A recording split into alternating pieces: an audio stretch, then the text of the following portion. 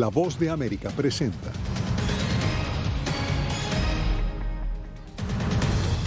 En víspera de las elecciones en Nicaragua, Estados Unidos pone mayor presión sobre Daniel Ortega con la ley Renacer. Corte Penal Internacional abre investigación por delitos de lesa humanidad en Venezuela. Además, la Casa Blanca ordena vacunación obligatoria para más de 80 millones de trabajadores. Y en Bolivia piden que secuestro de periodistas no quede impune.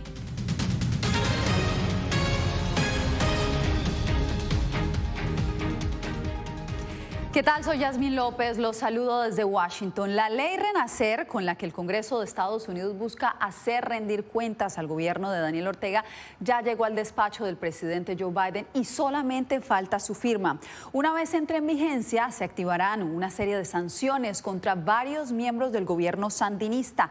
Jorge Agobián, ¿de qué se trata la medida? Yasmín, se espera que el presidente Joe Biden promulgue esta ley en las próximas 24 horas. Ahora, esta ley establece mecanismos para establecer sanciones tanto diplomáticas, pero también económicas contra el gobierno de Daniel Ortega tras las elecciones del 7 de noviembre. Ya aquí en la Casa Blanca y en el Departamento de Estado se comenzaron a mover algunas piezas. La firma del presidente Joe Biden promulgará la ley Renacer, aprobada de manera bipartidista por el Congreso a solo días de las elecciones en Nicaragua, que Estados Unidos cataloga como una farsa. El senador demócrata Robert Menéndez, autor de la legislación, se refirió este miércoles a la medida. Y ahora, con la pluma del presidente, al firmar la ley, van a tener más armas para actualmente tratar de desviar a Ortega en la vía en que va. El nuevo marco legal llega en momentos en que la Casa Blanca alista acciones inmediatas para desconocer un nuevo mandato de Ortega, según funcionarios, con sanciones y la revisión del Tratado de Libre Comercio en la mira. La ley contempla la supervisión de préstamos e instituciones financieras internacionales a Nicaragua y requiere informes clasificados sobre corrupción, así como la relación militar de Ortega con Rusia. Esto no es un problema solamente de Nicaragua, es un problema para todos en el hemisferio. El representante republicano Mario Díaz Balart apoya la expansión de las medidas. Pero también presionar a los países que están ayudando a Ortega, que le están otorgando financiamiento o financias, o fondos para él poder mantener la represión. El gobierno de Managua considera las acciones de Washington como una práctica injerencista y asegura que las designaciones no los harán cambiar de opinión. La administración Biden ha asegurado que su estrategia va más allá de las sanciones, aunque su política es motivo de críticas. Y hasta ahora estamos un poco preocupados por la postura de debilidad de parte de la administración del presidente Biden. La Unión Europea, Canadá y Estados Unidos han sido los únicos países que han sancionado al gobierno de Nicaragua antes de estas elecciones del 7 de noviembre. Lo hicieron con el objetivo de cambiar el comportamiento del gobierno de Ortega Murillo y que se liberaran los denominados presos políticos sin lograr ese objetivo. Yasmín.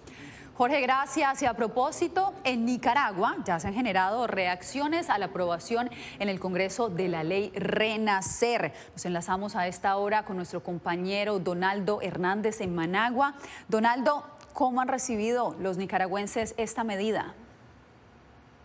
Yasmín, organizaciones de la oposición nicaragüense han respaldado la ley Renacer porque consideran que se va a ejercer mayor presión sobre el gobierno de Daniel Ortega y este hará reformas democráticas que conduzcan a unas elecciones justas y transparentes. La ciudadanía no opina sobre la ley Renacer, sin embargo, está clara de la decisión que va a tomar este domingo en las urnas, en estas elecciones en las que el mandatario nicaragüense Daniel Ortega busca un cuarto mandato. El principal afán de Zoila Roque es vender sus tortillas y helados en esta esquina del barrio Loma Linda de Managua. Afirma que ya tomó una decisión respecto a las elecciones presidenciales del domingo en Nicaragua. Si yo no salgo a vender con mi carretón, a vender esquimo, no me harto. Porque a mí nadie me va a decir tomá. Sí, porque a mí no me va a decir, el gobierno me va a decir tomá que tú vas a tener un plato de comida ni nada, tengo que trabajar. Zoila pertenece al grupo de nicaragüenses que permanecen desanimados. La reciente encuesta de la firma costarricense Sid Gallup revela que el 44% de la población tiene poca o ninguna intención de votar. Un 55%, la mayoría, afirma tener mucho o algún interés en los comicios. ¿A qué voy a hacer? A votar. Sí, voy a ir, pues como ciudadano nicaragüense estamos en el deber ciudadano de votar ahí con la persona que uno quiera. Claro, porque es un derecho que tenemos todos como ciudadanos a elegir nuestras autoridades del país, ¿no? Al otro lado del espectro, otros ciudadanos aseguran estar desanimados para participar de las polémicas votaciones del domingo, en las que el actual presidente Daniel Ortega busca un cuarto mandato. Si no voto, de todos modos el voto se lo llevan o se lo roban. No, pues no, es que la verdad nunca he votado por ningún presidente. Todavía no sé. La misma prestigiosa encuesta, que lleva más de 30 años trabajando en Nicaragua, arrojó que el 78% de la población considera ilegítima la reelección del actual presidente Daniel Ortega. Por su parte, la oposición nicaragüense organizada en el exilio está llamando a los nicaragüenses a quedarse en sus casas y no participar de este proceso. Yasmín. Te agradezco por el reporte, Donaldo. Bien, y desde que comenzó el proceso electoral en Nicaragua, poco a poco el gobierno de Daniel Ortega ha ido tomando decisiones para eliminar cualquier participación opositora que sea competitiva. A continuación, José Pernalete nos hace un recuento. Múltiples son las denuncias de organismos internacionales y de la diáspora nicaragüense sobre una campaña sistemática en su país para eliminar cualquier oportunidad electoral a la oposición de Daniel Ortega. A toda costa arrebatarle el poder al pueblo de elegir y ser electo. En ese camino, señalan las denuncias, el primer paso adoptado por una justicia nicaragüense a merced de Daniel Ortega fue la orden de arresto de Cristiana Chamorro, la precandidata presidencial que más posibilidades tenía de cerrar el paso a Daniel Ortega hacia su cuarta presidencia consecutiva. La estrategia de Daniel Ortega es una estrategia que tiene mucha más larga duración. Es decir, desde el principio el objetivo fue llegar al poder y quedarse con él. A medida que la oposición nombraba reemplazos para sus candidatos, todos fueron arrestados. El profesor Eduardo Gamarra explica que en el proceso de criminalización a la oposición se ha utilizado el instrumento de la detención bajo la sospecha de traición a la patria, para no tener una oposición que pueda hacerle mucho ruido. Autoridades del gobierno de Nicaragua insisten en afirmar que los precandidatos arrestados son objeto de investigación por presuntos delitos descritos textualmente como actos que menoscaban la independencia, la soberanía y la autodeterminación, incitar a la injerencia extranjera en los asuntos internos y pedir intervenciones militares. A la fecha, sin ninguna condena, todos los opositores aspirantes a la presidencia permanecen privados de la libertad. José Pernalete, Voz de América, Miami. Ahora vamos a Venezuela, donde hay gran expectativa por la determinación del fiscal de la Corte Penal Internacional de abrir una investigación formal sobre posibles crímenes de lesa humanidad perpetrados por el gobierno de Nicolás Maduro. Desde Caracas, Álvaro Algarra nos amplía.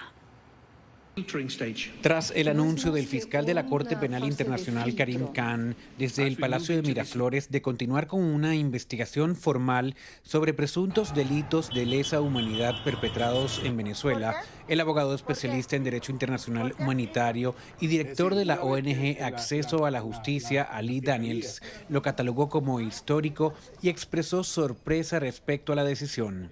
Que ahora la tarea de la Fiscalía es determinar ante la sala de cuestiones preliminares, eso es el primer elemento que se agrega, que ahora ya no es solo la Fiscalía la que va a actuar, sino que la Fiscalía debe presentar casos concretos con nombres y apellidos de víctimas y de presuntos perpetradores. El padre de David Vallenilla, uno de los jóvenes asesinados durante las protestas de 2017, instó a partir de ahora a trabajar para dar certeza y fe de lo ocurrido. Pero mañana a trabajar todas las personas que puedan contribuir. Por su parte, el gobierno venezolano, a través del presidente Nicolás Maduro, manifestó su desacuerdo con la decisión al alegar que no se cumplen los requisitos del artículo 53 del Estatuto de Roma para justificar el paso de la fase de examen preliminar a la fase de investigación. El anuncio de Khan ocurrió frente a las cámaras y tomó por sorpresa a Maduro. Álvaro Algarra, Voz de América, Caracas. En la cumbre del cambio climático, más de 130 países avanzan en la búsqueda de alternativas a la energía no renovable con el propósito de cumplir con las metas establecidas por la comunidad internacional para desacelerar los efectos del calentamiento global. Celia Mendoza nos actualiza sobre lo que ha ocurrido en las últimas horas. El compromiso para acabar con el carbón y hacer una transición lo antes posible a energía renovable es uno de los mayores avances alcanzados durante la COP26, la Cumbre Mundial del Clima en Glasgow, donde durante esta jornada se anunció el respaldo de 23 países adicionales, entidades financieras y organizaciones apoyaron esta declaración. El punto importante es que todo esto debe reflejarse en los resultados de la conferencia. La conferencia debe reconocer, por supuesto, estos importantes pasos hacia adelante, pero también necesitamos ver cómo estamos avanzando de estos anuncios a la movilización de los billones que se requieren. Fondos que se espera puedan ser recolectados para financiar estos proyectos y asistir a países en desarrollo a cumplir con las metas establecidas a pesar de los retos. Es lamentable que sea muy poco probable que hayamos alcanzado el objetivo de $100.000 millones en 2020. Pero sobre la base de la información presentada por los donantes, el análisis de la OCDE muestra que los países desarrollados lograrán un progreso significativo hacia el objetivo de $100.000 millones en 2022. Y creo que también proporciona confianza en que lo alcanzaremos en 2023. A esto se le suma la declaración liderada por el Reino Unido, a la que se unieron un grupo de 25 países, entre ellos Estados Unidos, Canadá y Dinamarca, donde se comprometen a poner fin al apoyo público internacional al sector de la energía de combustibles fósiles para fines de 2022. Celia Mendoza, Voz de América, Naciones Unidas. El presidente Joe Biden desmintió este jueves que su gabinete esté planeando compensar con dinero a las familias migrantes que fueron separadas bajo la política de cero tolerancia de la administración Trump. Varios medios de comunicación habían reportado que el Departamento de Justicia estaba negociando el pago de unos $450.000 a familias que llegaron en el 2018 a la frontera sur sin la debida documentación. Biden aseguró que el pago no sucederá. Bien, y más adelante, California despliega un ambicioso programa de vacunación contra el COVID-19 para niños.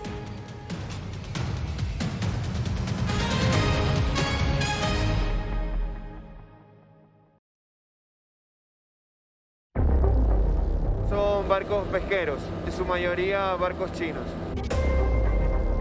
Imagínate 300 barcos en una sola zona, es un impacto terrible. Cogen todo lo que está a su alcance. Estos barcos parten de China, pero a veces pasan años sin regresar a sus puertos o a su país de bandera. No están guardando la basura en los barcos. Esto es una prueba de eso. Hay muchas botellas. El gobierno chino también prohíbe de manera estricta a todos los barcos pescar especies marinas protegidas y en peligro de extinción. Mis nietos no van a poder disfrutar de este paisaje.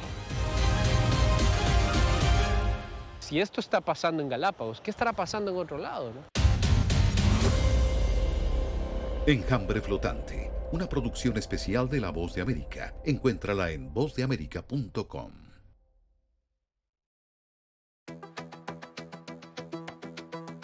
En momentos de crisis políticas y sociales, algunos gobiernos autoritarios recurren al bloqueo del acceso a Internet como herramienta para detener la información que entra o sale de su país. No obstante, existen algunas alternativas que te ayudarán a continuar conectado a la red a pesar de la censura oficial. Una de las más efectivas es el VPN o red virtual privada por sus siglas en inglés. La VPN pretende simular que la persona está en otro lugar del mundo y no en el país que esté restringiendo el acceso a Internet, de manera que es incapaz de detectar esa conexión interna y así se puede utilizar Internet con normalidad. Las ofertas de VPN en el mercado son muchas y las puedes buscar escribiendo las iniciales VPN en los motores de búsqueda, pero es importante descargarla o adquirirla antes de perder la conexión al Internet. Aquí te ofrecemos algunas opciones.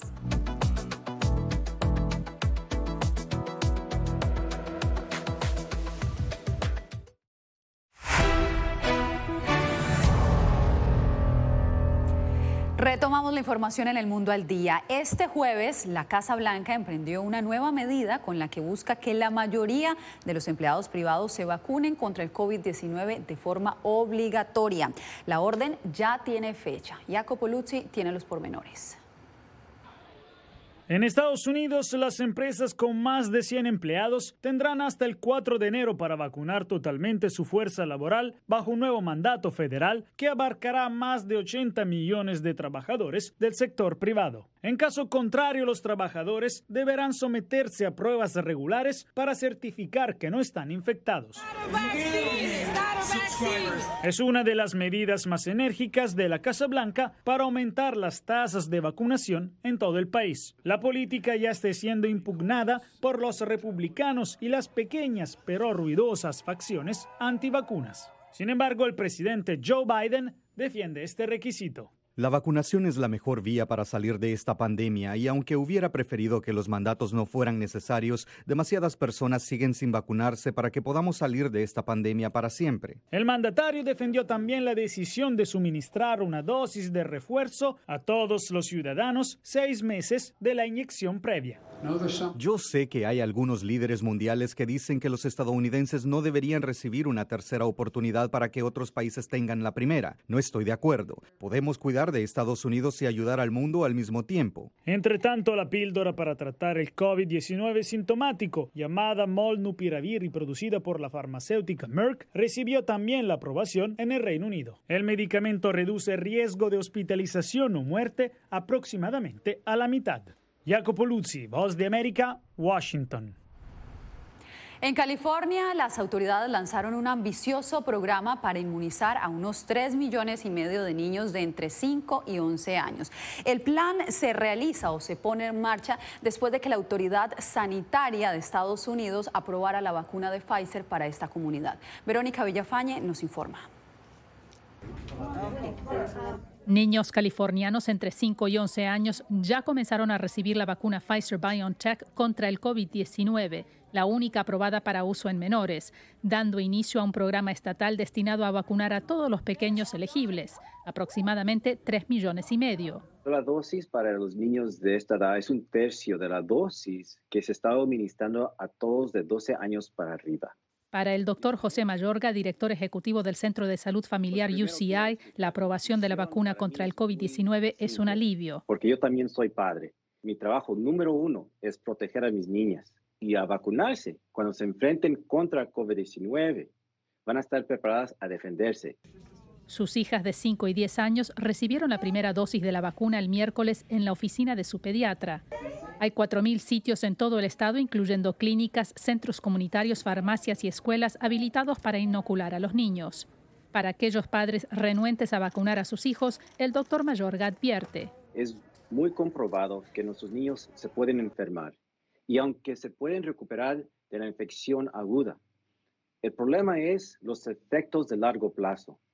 Al anunciar el plan de vacunación masiva para los niños más pequeños, el gobernador Gavin Newsom afirmó: con las vacunas vamos a poner fin a la pandemia y a mantener protegidos a nuestros niños de este mortal virus. Verónica Villafañe, Voz de América, Los Ángeles.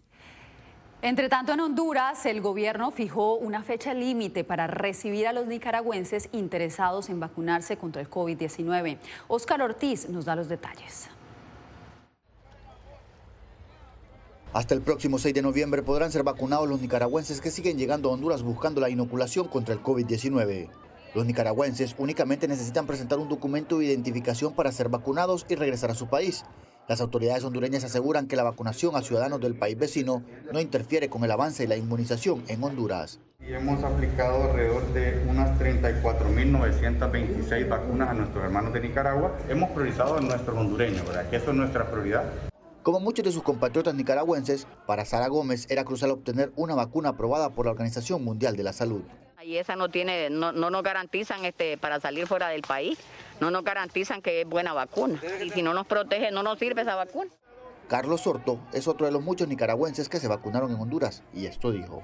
No es que seamos políticos ni cosas por el estilo, pero este es un gran gesto de humanidad. Gracias, gobierno de Honduras, y que Dios me los bendiga. El gobierno de Honduras ha expresado su decisión de colaborar con los nicaragüenses y el presidente Juan Orlando Hernández enfatizó. Fuerzas Armadas también en este momento, hoy, junto a la policía, están atendiendo a nuestros hermanos nicaragüenses que ingresan al país.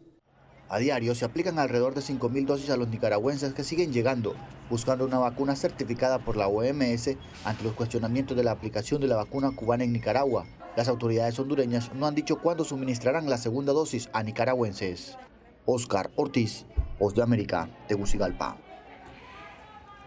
Recuerde que todo nuestro contenido lo puede encontrar en nuestro portal web vozdeamerica.com. También nos puede encontrar en nuestras redes sociales, Facebook, Instagram, Twitter y también en YouTube. Síganos para más información de lo que sucede en Latinoamérica y el mundo.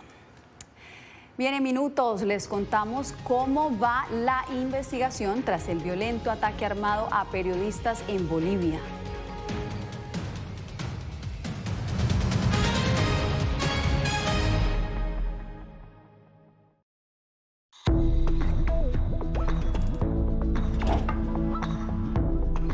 Cuando ellos me traen un tema un poco delicado o fuerte, yo siempre les pregunto primero, ay, ¿y dónde oíste eso? ¿Quién te lo comentó? ¿Y qué te han comentado? Pues corrijo si han escuchado algo que no está correcto, no está bien, y les aclaro, pero lo mínimo necesario para su edad. Enfócate en que tu hijo se sienta seguro y no le ofrezcas más detalles de los que pida. Si ellos preguntan, nosotros siempre les hemos respondido con la verdad, pero a su edad. Finalmente, di cosas específicas que tu hijo pueda hacer para que sienta que tiene el control. Por ejemplo, enséñale que lavarse las manos con frecuencia lo puede ayudar a mantenerse sano.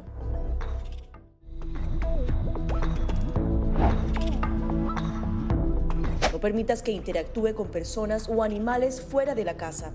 Si una persona de la casa se enferma, evita que tenga contacto con tu mascota. Designa a un miembro de la familia o un amigo para cuidar a tu mascota a corto o largo plazo en caso de que tú no puedas. Limpia sus patas una vez que regreses a casa, pero no uses productos tóxicos para ellos como toallitas desinfectantes. Usa champú para bebés y aceite de coco en sus patas si notas picazón o sequedad. Prepara un kit de emergencia que incluya un suministro de medicamentos por 30 días y al menos 2 semanas de alimentos y otros suministros. Asegúrate de que todas las mascotas lleven collares y etiquetas con información actualizada como nombre, número de teléfono y necesidades médicas urgentes.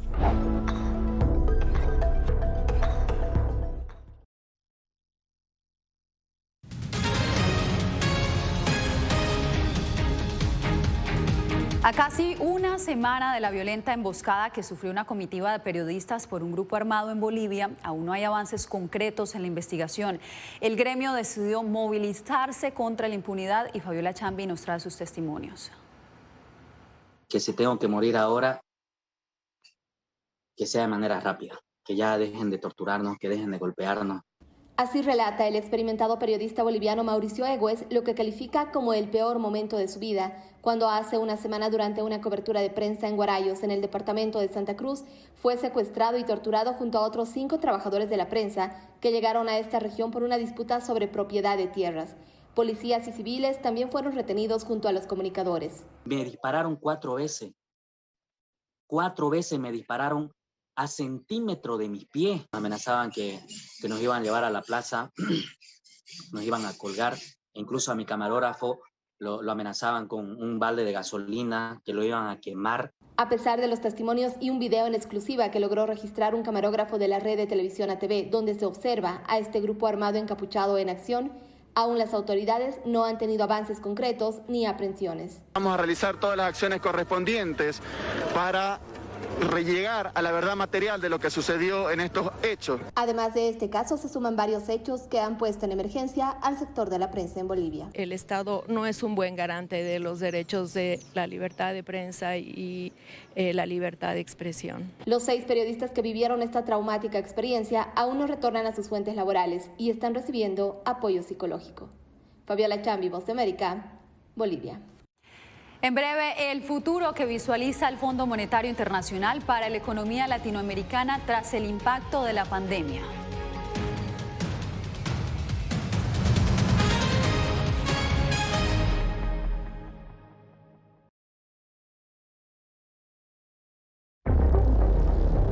barcos pesqueros, en su mayoría barcos chinos. Imagínate 300 barcos en una sola zona, es un impacto terrible. Cogen todo lo que está a su alcance. Estos barcos parten de China, pero a veces pasan años sin regresar a sus puertos o a su país de bandera. No están guardando la basura en los barcos. Y esto es una prueba de eso. Hay muchas botellas. El gobierno chino también prohíbe de manera estricta a todos los barcos pescar especies marinas protegidas y en peligro de extinción. Mis nietos no van a poder disfrutar de este paisaje. Si esto está pasando en Galápagos, ¿qué estará pasando en otro lado, no? Enjambre flotante, una producción especial de La Voz de América. Encuéntrala en vozdeamerica.com.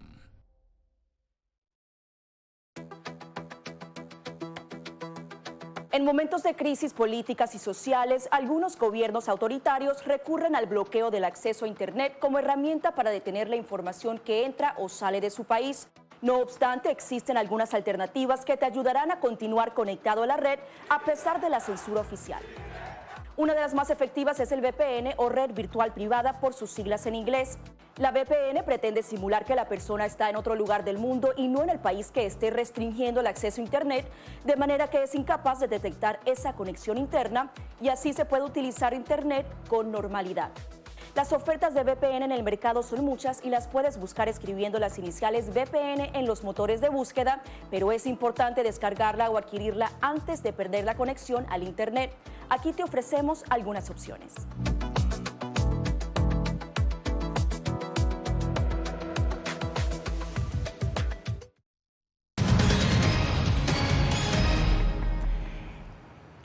La Oficina de Estadísticas Laborales del gobierno estadounidense registra una disminución en los reclamos de subsidio por desempleo. 269,000 estadounidenses pidieron la ayuda en el mes de octubre, 14,000 menos que en septiembre. Con esta reducción, el número de solicitantes se aproximó a los niveles previos al inicio de la pandemia en marzo del 2020. En más información, a pesar de algunos pronósticos positivos para el futuro de la economía latinoamericana, el Fondo Monetario Internacional asegura que la región enfrenta grandes retos que podrían retrasar su recuperación. Laura Sepúlveda nos explica quiénes serían los más afectados. Aunque algunos organismos ofrecen perspectivas positivas sobre la recuperación económica en América Latina, el Fondo Monetario Internacional ha expresado preocupación por algunas condiciones que podrían ralentizar el proceso. No debemos olvidar, por ejemplo, que muchas economías dependientes del turismo en el Caribe continúan enfrentando un entorno muy desafiante e incluso en aquellos países que han tenido un repunte rápido. Su recuperación en el empleo ha sido muy desigual. Los jóvenes, los menos educados y las mujeres están pagando un alto precio. Situación que viene acompañada de un fenómeno inflacionario alertado por otros expertos. El analista Andrés Abadía, especializado en América Latina, nos explica qué ocurre exactamente. Las familias están empezando a consumir ciertos bienes y servicios que no se pudo durante todo este año.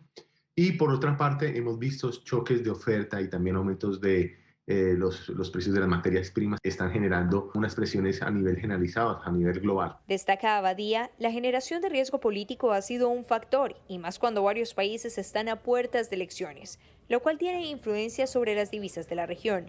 Pero el FMI destaca factores que contribuyen a la recuperación de las naciones y presenta a Panamá como ejemplo.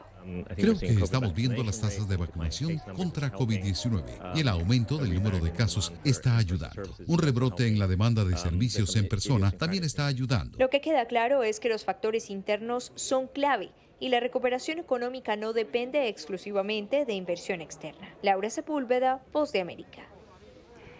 Una gran sorpresa se llevó una pareja que deshiervaba su jardín en Nueva Zelanda. Los esposos Craig Brown se encontraron con una papa gigante y al parecer sería la más grande del planeta. La pareja dice que el tubérculo se asemeja a un rostro humano y por eso la nombraron Dog. Pesa 8 kilos, el doble de un saco de papas normales. Gracias a Dog, esta pareja neozelandesa es ahora toda una celebridad. Bien, y con esto nos despedimos por hoy. Les agradecemos por su sintonía. Acompáñenos nuevamente mañana con más información aquí en El Mundo al Día.